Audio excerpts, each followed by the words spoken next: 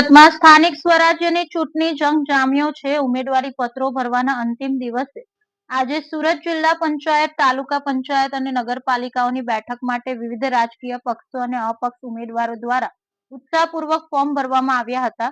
ચૂંટણી અધિકારીની કચેરીઓ ખાતે બપોરે 3 વાગ્યા સુધી ઉમેદવારો અને તેમના સમર્થકોની ભારે ભીડ જોવા મળી હતી. સુરત જિલ્લા પંચાયતની કુલ 36 બેઠકો માટે ગઈકાલ સુધીમાં 26 ઉમેદવારોએ ફોર્મ ભર્યા હતા, જેમાં નેશનલ કોંગ્રેસ પાર્ટીના 16, આમ આદમી પાર્ટીના 9 અને એક અપક્ષ ઉમેદવારનો સમાવેશ થાય છે. જ્યારે બાકી રહેતા તમામ બેઠકો પર આજે ફોર્મ ભરવાની પ્રક્રિયા પૂર્ણ કરવામાં આવી છે. તેવી જ રીતે જિલ્લાની 11 તાલુકા પંચાયતોની કુલ 204 બેઠકો પર ભાજપ, કોંગ્રેસ, આપ અને અન્ય પક્ષોના ઉમેદવારોએ બપોર સુધીમાં પોતાના નામાંકન પત્રો રજૂ કર્યા હતા. ચૂંટણી પંચ દ્વારા નક્કી કરાયેલા વિવિધ સ્થળોએ ઉમેદવારોનો ભારે ધસારો જોવા મળ્યો હતો. જિલ્લાની 4 મુખ્ય નગરપાલિકાઓ કડોદરા, બારડોલી, માંડવી અને તરસાડીની કુલ 45 બેઠકો માટે પણ આજે અંતિમ દિવસે રાજકીય પક્ષો અને અપક્ષ ઉમેદવારોએ પોતાની ઉમેદવારી નોંધાવી છે. આજે ફોર્મ ભરવાનો અંતિમ દિવસ હોવાથી બપોરે 3 વાગ્યા પહેલા જે ઉમેદવારો કચેરીએ પહોંચી ગયા હતા તેમની ફોર્મ સ્વીકારવાની અને ચકાસણીની પ્રક્રિયા મોડી સાંજ સુધી ચાલુ રહી હતી. ભાજપ, કોંગ્રેસ અને આમ આદમી પાર્ટી વચ્ચેના આ ત્રિપક્ષીય જંગને કારણે સુરત જિલ્લાનું રાજકીય વાતાવરણ ગરમાયું છે.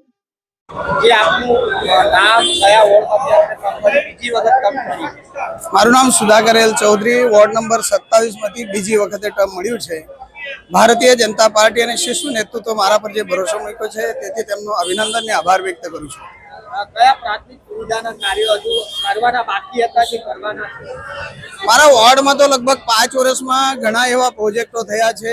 મને નથી લાગતું કે આવનારા 5 વર્ષમાં પ્રોજેક્ટના માધ્યમથી કંઈક વસ્તુની જરૂર પડે.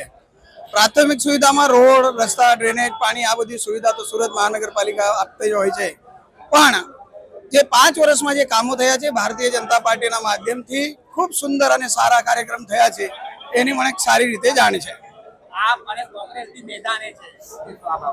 કઈ વાંધો નહીં, અમે તો વિકાસના નામ પર વોટ માંગીશું અને ભારતીય જનતા પાર્ટી હંમેશા વિકાસના કામો કરતા હોય છે અને લોકોના સામે જતા હોય છે અને વિકાસના નામથી કામો કરશે અને વિકાસના નામથી જીતી આવશું, ભલે કોઈ બી પાર્ટી મેદાનમાં હોય, એમાં કોઈ શંકા નહીં. ચાલો, આપનું નામ, આપણે કયા વોર્ડમાંથી ઉમેદવારી ફોર્મ ભર્યું? મારું નામ દેવી પૂજક શરદભાઈ ભોજૈયા છે. મેં વોર્ડ નંબર 14 માંથી ઉમેદવારી કરી છે. શું સમસ્યાઓને લઈને તમે આજે ફોર્મ ભરવાના છો?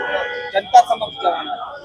જનતામાં જાણે કે અત્યારે કોઈ સુખ સુવિધા મળતી નથી રોડ રસ્તા સારા નથી, ગટર લાઈન સારી, કોઈ ઝુંપડપટ્ટીમાં પણ કોઈને રહેવાની સારી વ્યવસ્થા નથી, બાળકોનું સારું ભવિષ્ય નથી, સારી સ્કૂલો નથી, સારા દવાખાના નથી. સરકાર આ બધું પ્રાઇવેટ છે અને એના માટે અમે નાના માણસોને આગળ લાવવા માટે ને નાના માણસોની સેવા કરવા માટે આમ આદમી પાર્ટીમાં જોડાયા છે અને ઉમેદવારી કરી છે. શું લાગે છે, ભાજપે આટલા વર્ષમાં કોઈ કામગીરી નથી કરી? ભાજપે કામ તો કઈ કર્યું નથી, પણ આમ આદમી પાર્ટી જરૂર કરીને બતાવશે. તમે જીતશો તો સૌપ્રથમ યુવા તરીકે શું કામ પહેલા હાથમાં લેશો? પહેલા અમે શિક્ષણ અને આરોગ્ય વિશેનું 2 કામ હાથમાં લેવાના છીએ. શિક્ષણ, છોકરાઓને જાણે કે અત્યારે નાના બાળકો હોય કે કોઈ બી હોય, અત્યારે સિનિયર જુનિયર માંથી તે બધું પ્રાઇવેટ કરી નાખ્યું છે અને અત્યારે રોજી રોટી પણ કઈ એવી ખાસ છે નહીં. ધંધા વર્ગ બી બહુ નબળો પડી રહ્યો છે અને મંદી પણ બહુ ચાલી રહી છે. તો એના માટે બી અમે થોડુંક સરકારી કામકાજ આગળ આવે અને સરકારી સુવિધા બધા માણસોને મળે એના માટે અમે પ્રયત્ન કરીએ છીએ. હું 9 ફેલ છું.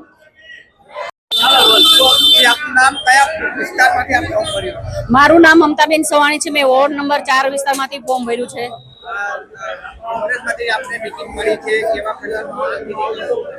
કોંગ્રેસમાંથી મને ટિકિટ મળી છે તે પહેલા તો કોંગ્રેસનો હું આભાર માનું છું, જે એક મહિલા સક્ષમ તરીકે મને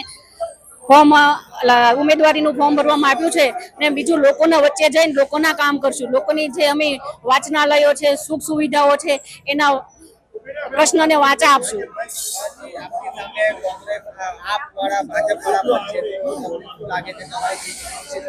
હા, મારી જીત નથી, કેમ કે અમે લોકો ફાંકા ફોજદારી નથી કરતા. અમે લોકોની વચ્ચે જઈને કામ કરીએ છીએ.